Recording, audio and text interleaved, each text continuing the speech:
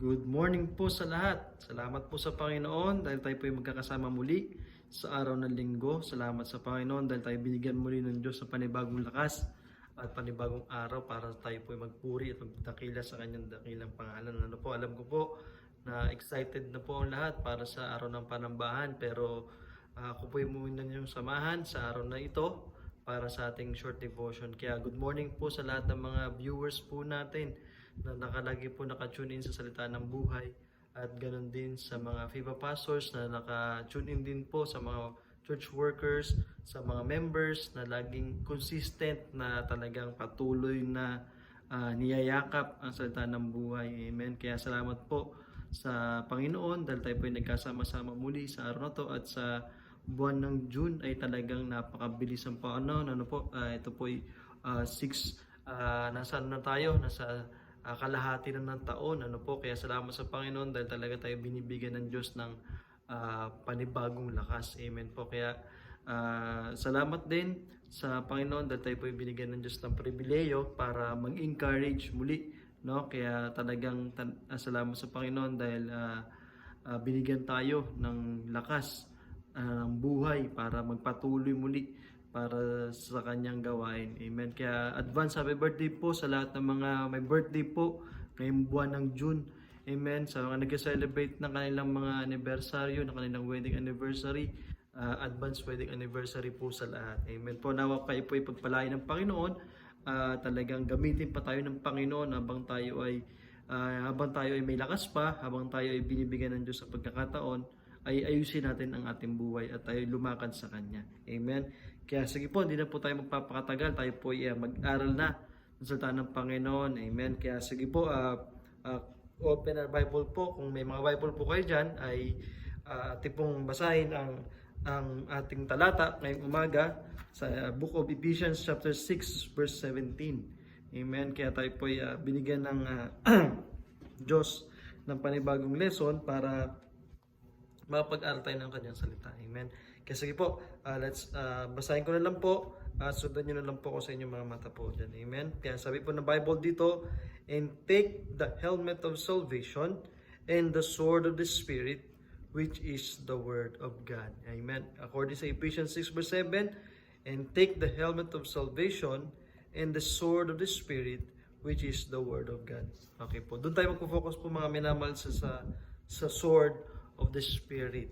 Amen. Kaya tayo po ay manalangin at tayo po ay gabayan ng Panginoong Diyos. Panginoong Diyos naman na nasa langit, Diyos na Abraham, ni Isaac, ni Jacob, kami po ay nagpupuri, nagpapasalamat sa inyong dakilang biyaya na ipinagkaloob niyo, Lord, ngayong umaga sa amin, at bigyan niyo, Lord, kami ng panibagong lakas na nagmumula, Lord, sa inyo. Pagpalaan niyo, Lord, ang aming devotion. Ito po ay magbigay sa amin ng encouragement, magpatuloy, Panginoon, bilang isang anak ninyo at bilang mananampalataya na lalo naming lasapin ang inyong mga dakilang biyaya sa inyong salita, Panginoon. And bless you, O Lord, na kami po ay patuloy na lumago sa Espiritu at katotohanan. Kaya Lord, ang siya magabay, Panginoon, palagi sa amin. At salamat sa mga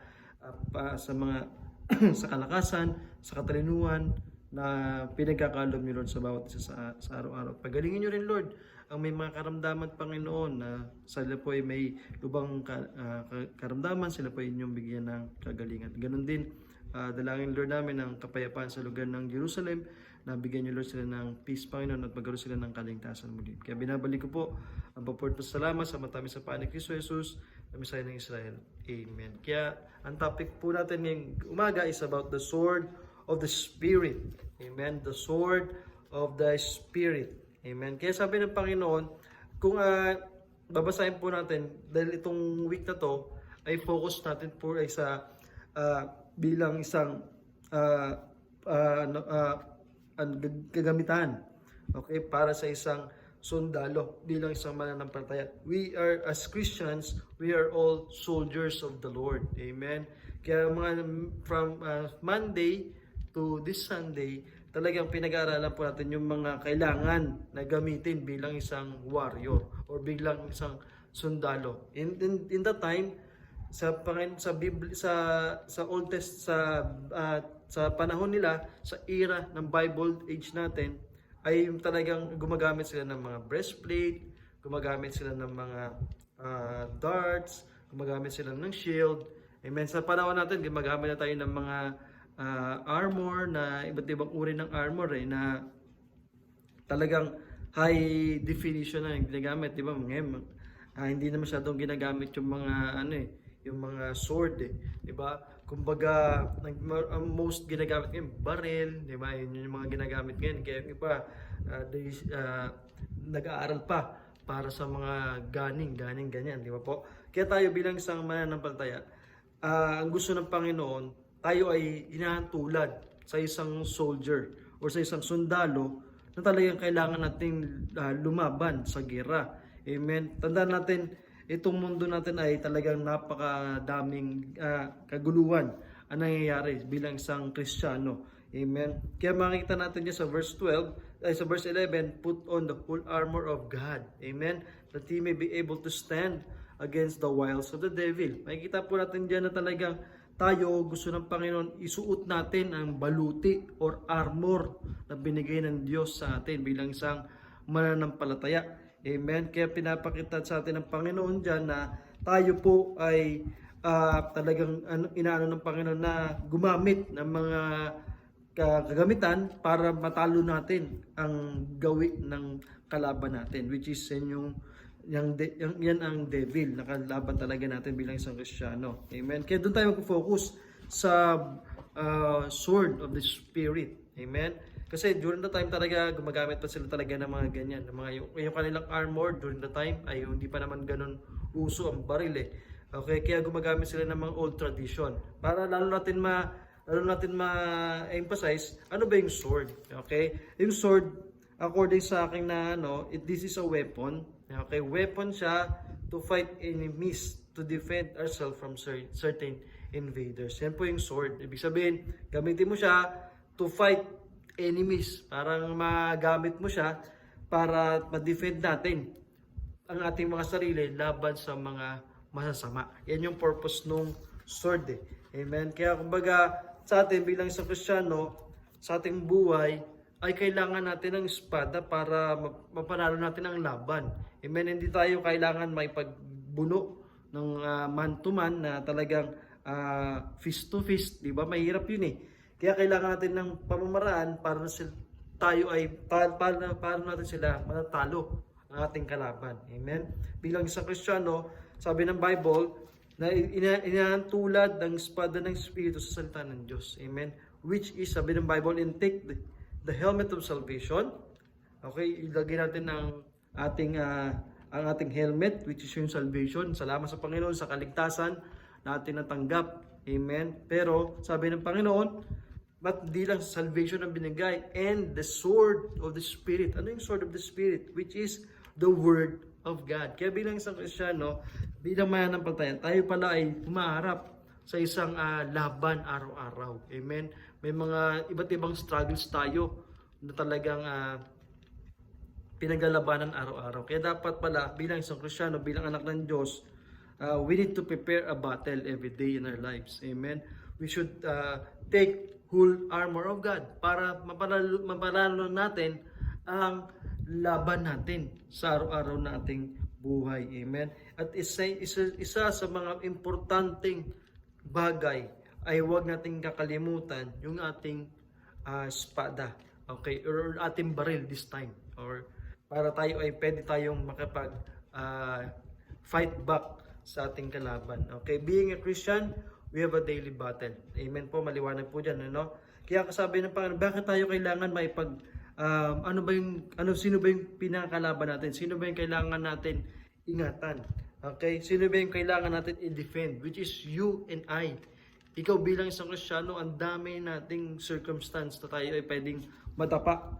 Amen. Bakit? Nasaan ba tayo lumalakad? Nandito tayo sa mundong ibabaw. Amen. Kaya number 1 point ko, na talaga kailangan natin ang espada ng Panginoon or baril ng Diyos, okay, which is the Word of God, is, sabi ng Bible sa James 4 verse 4, sabi ng Bible, okay, sabi ng verse 4, ye adulterers and adulteresses, know ye not that the friendship of the world is enmity with God? Whosoever therefore will be a friend of the world is the enemy of God. Kaya bilang isang anak ng Diyos, bilang tao, gusto ng Panginoon tayo ay mapalalunan natin, mapagtagumpayan natin, yung mundong ito because this world is cruel. Amen? Kaya number one point ko, to protect us from this cruel world. Amen? Ang mundo kasi natin talagang sobrang sama eh. Amen? Sobrang, huwag natin mahalin ang sistema ng mundong to. Kung ikaw ay mananampalataya, ikaw ay bagong Kristiyano, hanapin mo ang kadakilaan ng Panginoon, ang kanyang salita. Amen? Para mapagtagumpayan natin ang mundong ibabaw na ito. Bakit? Sabi ng Panginoon, enemy of God if we love the system of this world. Tandaan natin mga minamahal, hindi ka taga dito na. Mula nung tinanggap mo si Kristo Jesus bilang tagapagligtas, ikaw po ay tagalangit na. Kumbaga, ikaw po ay dapat mamuhay na ayon sa kabanalan ng Panginoon. We walk in the light of God. We walk in the likeness of Jesus Christ. We apply His Word in our heart. Amen? Kaya yan ang kailangan natin bilang isang Kristiyano. Kaya tayo bilang isang Kristiyano, proteksyonan natin ang ating sarili. Okay, magagawa natin yan pag ginamit natin ang sword of the Spirit. Amen? Which is the Word of God. Amen? Kaya dapat po pala bilang isang Kristiyano, huwag natin tatanggalin ang salita ng Diyos sa ating buhay bilang isang mananampalataya. Kasi gusto ng Panginoon, ikaw at ako, maging matagumpay kang Kristiyano. Maging matagumpay kang sundalo. Matapos mo ang mission mo sa mundong ito. Amen? Ano po, na may kagalakan ng Diyos. Diba? Mas masaya po, dapat tayo ay naglilingkod sa Diyos. Talagang gusto ng Panginoon na ikaw ay gamitin ng Panginoon, na tayo ay lumakad sa kanyang dakilang presensya. Amen po, no, mga minamahal. Kaya gusto ng Panginoon, ikaw at ako ay manalo tayo sa bawat battle ng ating buhay bilang isang mananampalataya. Amen po, no? Kaya number 2, sabi ng Panginoon, the sword of the Spirit, we should carry it all the time. Amen? Bilang isang anak ng Diyos, kailangan natin dala-dala lagi ang ating ang tabak ng banal na Espiritu. Amen? Yung salita ng Diyos. Dapat po, alam mo yung salita ng Diyos sa buhay mo. Alam mo kung paano mo siya gagamitin. Amen? Kasi hindi lang pala dapat, kaya ngayon sa panahon natin, di ba, bago gumamit ng mga guns, ganyan, ang purpose is to protect naman talaga from harm. Amen? Dapat knowledgeable ka. Alam mo kung paano gagawin. Amen? Kasi pag hindi mo alam, pati ikaw mismo, pwede kang masaktan. Pwede kang makadisgrasya or something. Amen? Dapat talagang we are knowledgeable. Amen? Kasi ganun dapat po bilang isang Kristiyano. Amen? We are still learning every day in our lives. Kaya tayo bilang isang Kristiyano, we need to intended tayo na binabasa talaga natin ang salita ng Panginoon bilang isang anak ng Diyos. Amen po. Ano? Amen po mga minamahal. No? We need to memorize His Word. We need to apply the Word of God according sa Psalms 119 verse 11. Sabi niya, kung gusto mong maging matagumpay sa gawin ng kasalanan, okay, sabi ng Panginoon, talagang ikaw ay, sabi ng Panginoon sa Psalms 119 verse 11, hanapin ko lang. Okay, sabi ng Biblia sa atin, ano po, sabi ni Lord sa atin, Thy Word have I hid in my heart, that I may not sin against Thee. Amen. Kaya sabi ng Panginoon, Thy Word have I hid in my heart, that I may not sin against Thee. Kaya maliwanag po sa atin bilang Kristiyano, we need to apply, we need to carry His Word sa ating puso. Amen po, no? Kasi bakit? Yan ang part ng the sword of the Spirit, His Word Himself. Amen? Na dapat po itong salita na ito, inilalagay mo yan sa puso mo. Sama-sama mo yan. Ninanamnam mo yan. Amen? Kaya dapat po sa salita ng Diyos, we meditate the Word of God. According sa Psalms 1, verse 2. Amen? Maliwanag yan eh. Bilang isang mananampalataya, gusto ng Panginoon, ikaw at ako ay maging tayo sa Panginoon eh.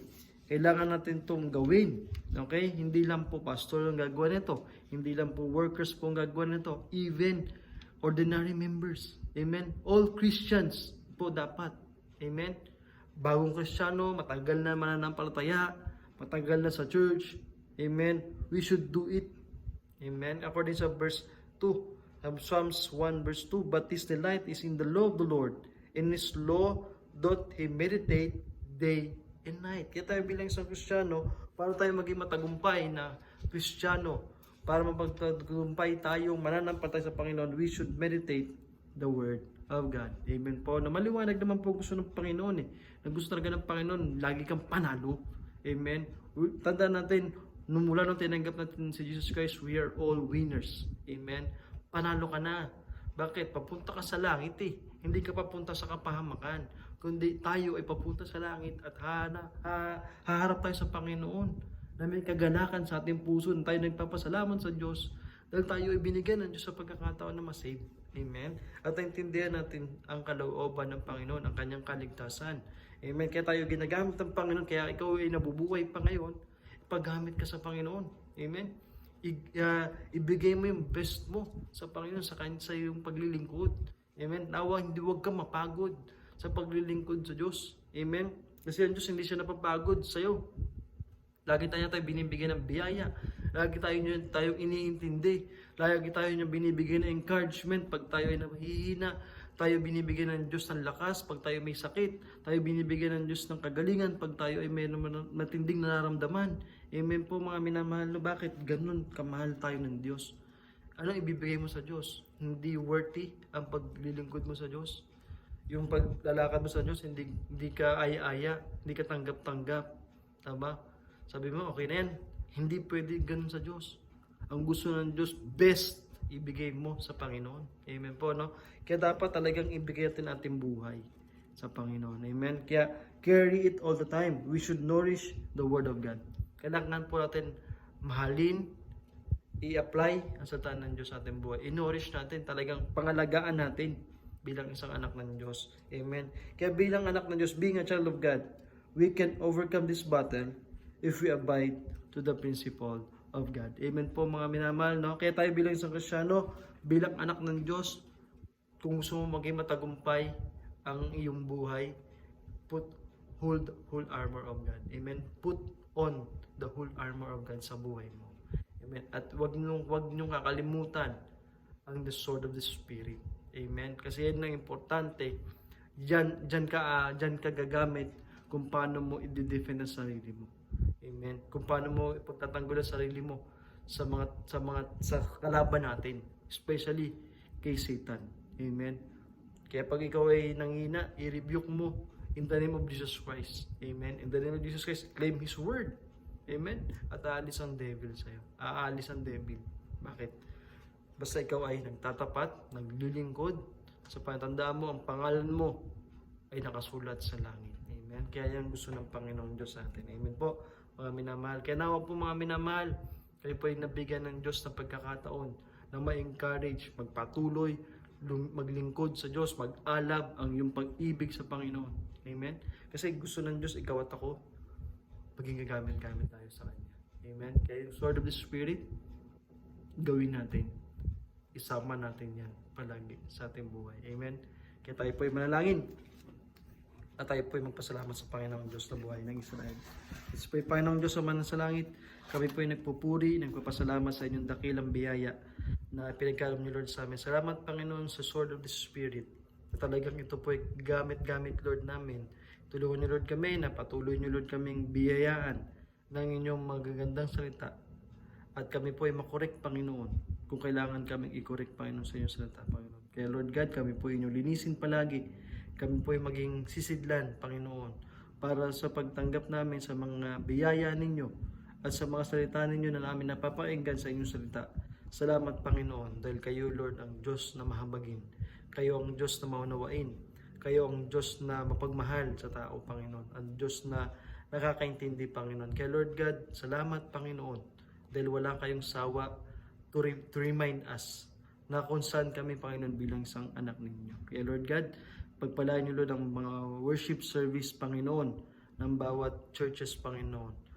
Sa mga preaching ng mga pastors Panginoon, nawa po abutin niyo Lord ang mga membro, ang kanilang mga puso na maging open po Lord sila lahat Panginoon. At natanggapin nila ang biyaya na ito po yung pinagkaloob niyo Panginoon sa bawat isa. Na hindi nila pwedeng ituro, ay wala si ganito, wala si ganyan. Kundi sila po mismo ang tumanggap, Panginoon, ng biyaya na yun. At sila po ay ma-remind na ang lahat ng mga salita ninyo ay pure words, Panginoon. Kaya Lord God, tulungan niyo Lord kami na patuloy kaming maglingkod, mag-alab, Panginoon, ng aming pag-ibig sa inyo, Panginoon. Kaya Lord God, kami po ay nagpapasalamat, Panginoon. Salamat sa mga opportunity. Salamat sa bakasyon ng mga estudyante na patuloy kami, Panginoon, sa mga nag-achievers, Panginoon. Sila po inyo pong i-bless, Panginoon. Tulungan niyo Lord sila, nalalo niyo Lord silang pagpalain, Panginoon. Nanawa po kayo, Lord, ang kanilang partner, Panginoon, sa kanilang buhay. At huwag silang makalimot, Panginoon, na maglingkod, Panginoon, sa inyo habang sila po ay may lakas. At sa mga may karamdaman, paggalingin niyo Lord sila, at yung mga taong papunta sa church, sa mga nagda-drive, sa mga naglalakad, Panginoon, ilayo niyo Lord sila sa anumang uri ng disgrasya, Panginoon. Kaya Lord God, kayo ang Diyos na aming sinasamba at pinupuri, Panginoon. At kayo Lord ang aming dadakilain, Panginoon, araw-araw sa aming buhay. Bless you, O Lord, na patuloy kaming lumago, Panginoon, sa Espiritu at Tatuan. Kaya binabalik ko po ang papuri at salamat sa matamis sa Panginoon Kristo Jesus na Mesaya ng Israel. Amen. Kaya maraming salamat po sa inyong lahat. Amen. Mga kapatid, no, salamat po sa inyong pakikinig sa salita ng buhay. Amen. Nanawa po kayo po yung natuto. Salamat po kay Brother Josh na talagang patuloy na nagpa-facilitate, no. Alam ko po na hindi ganun kadali ang pagpa-facilitate, pero salamat po. At salamat din kay Pastor John na siya nag-schedule sa mga pastors na talagang finifilter po nila. Amen. Salamat po sa salita ng buhay. Salamat po sa VIVAP Group. Amen. Na talagang patuloy tayo nagpapalakasan, nag-ignite para sa isa't isa na mahalin ang gawain ng Panginoon. Kaya God bless po and happy Lord Sunday po sa lahat. Amen po. Kaya God bless po. See you all next time po. God bless.